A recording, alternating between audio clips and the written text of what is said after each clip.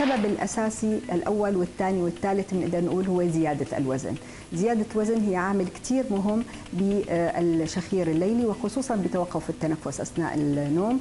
حتى شكل الإنسان لما بيكون في عندنا رقبة القصيرة والتخينة، اللي بيكون في عنده زيادة وزن أو شحم في منطقة البطن، هدول الناس بيكونوا معرضين أكثر إنه يصير في عندهم توقف تنفس أثناء النوم.